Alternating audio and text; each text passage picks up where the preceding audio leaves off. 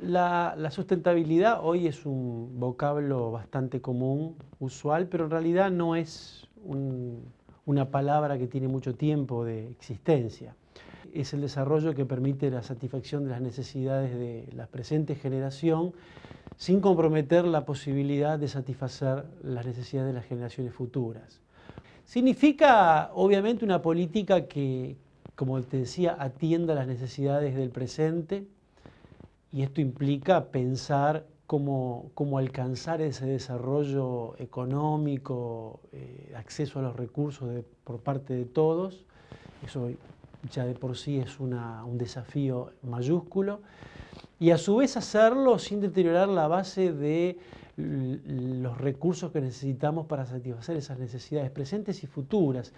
Y esto implica pensar en que los océanos tienen que continuar dando recursos pesqueros, que los suelos puedan seguir siendo cultivados, que pueda haber no seguir perdiendo recursos de agua potable, agua dulce.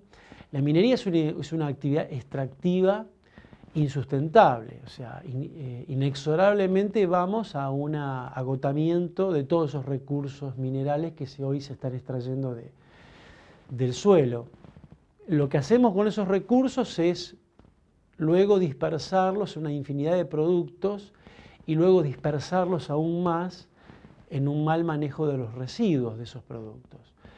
Con lo cual, la posibilidad de volver a utilizar ese cobre, el zinc y una cantidad de materiales, la plata, etcétera, nos lleva a un desafío enorme, porque esos recursos van a ser cada vez más escasos y, como algunos dicen, vamos a terminar haciendo minería en los rellenos sanitarios. La economía de materiales trata de que la economía, los procesos productivos y de consumo y de gestión final de los recursos tienda a un circuito cerrado, o sea que lo que se terminó de utilizar vuelva al inicio del proceso y vuelva a ser utilizado.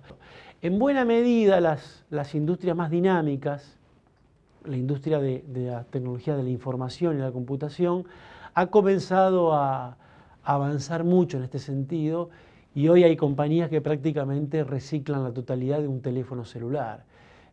Y esto es un avance muy importante. Por eso Greenpeace publica periódicamente un ranking verde de productos electrónicos, porque allí se va calificando qué tanto se acercan estos productos a ese criterio de sustentabilidad. Y ahí tienes un buen ejemplo de un servicio que se presta sin poner en riesgo la posibilidad de seguir brindando ese servicio a las generaciones futuras.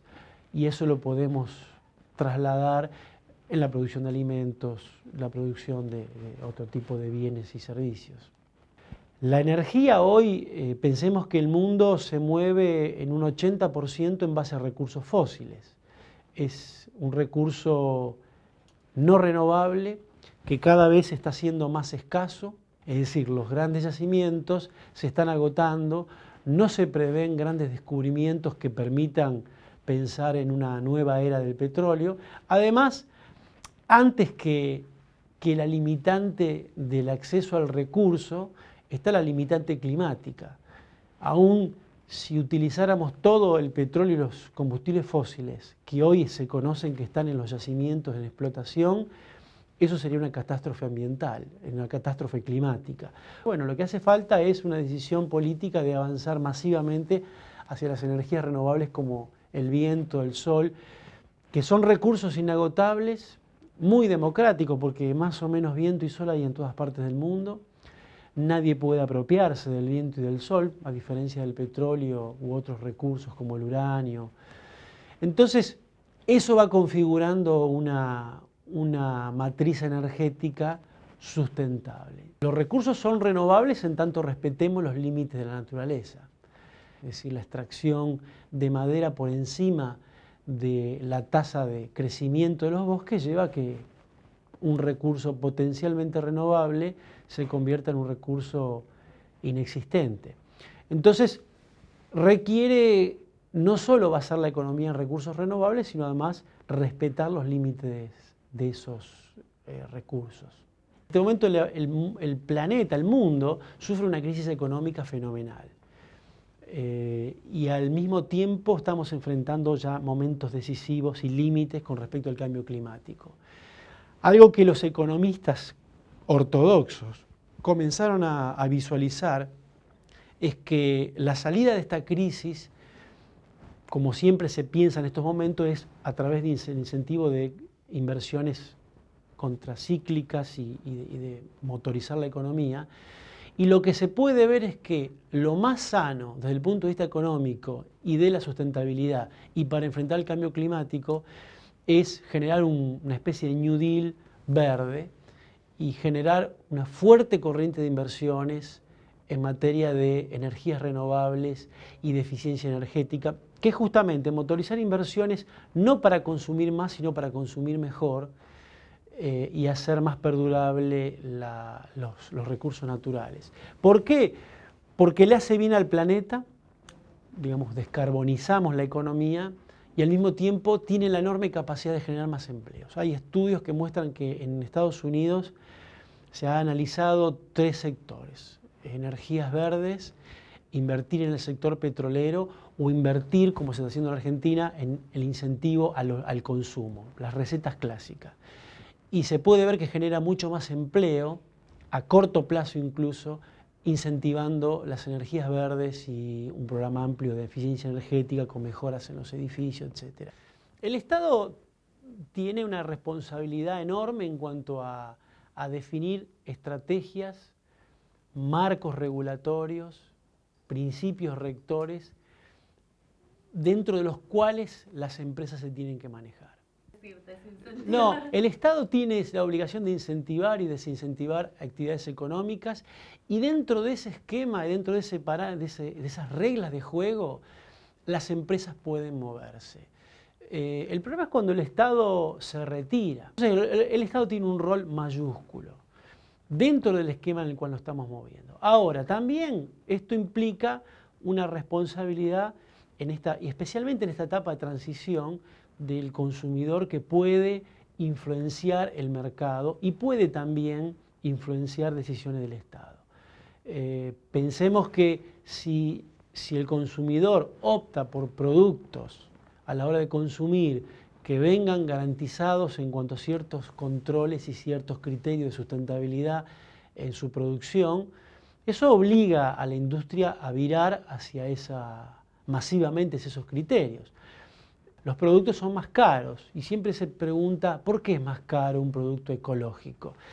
Y ¿por qué es más caro producir cualquier cosa pagando a la gente un salario en blanco que pagarlo en negro o con mano de obra esclava? Es decir, hacer las cosas bien siempre es más caro. Hay una frase, yo diría tradicional, que es esto de pensar globalmente y actuar localmente, ¿no? Pensar globalmente significa esto de pensar las consecuencias de mi accionar más allá de las consecuencias directas y las consecuencias en aquello que está más alejado de mí, en 2 sentidos, geográficos y temporales.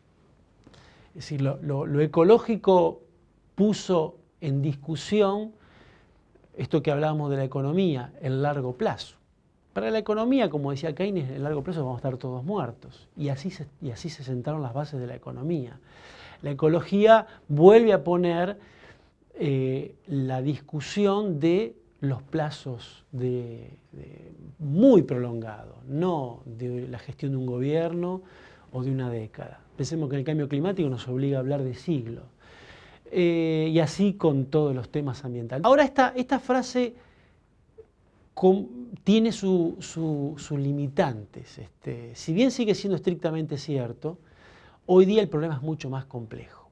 Entonces, ahora muchos decimos que hay que pensar globalmente y lamentablemente también hay que actuar globalmente. Hay problemas ambientales hoy día que se han agravado tanto en los últimos 10, 15 años que ya la acción local no basta.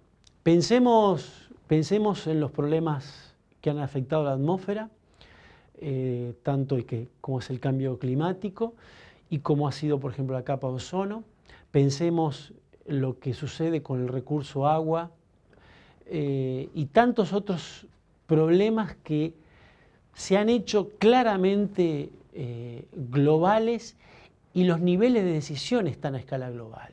El pensar globalmente es cierto y la verdad es que hoy exige una actuación local y global, porque la verdad todos estos temas se están discutiendo y se están decidiendo a escala global.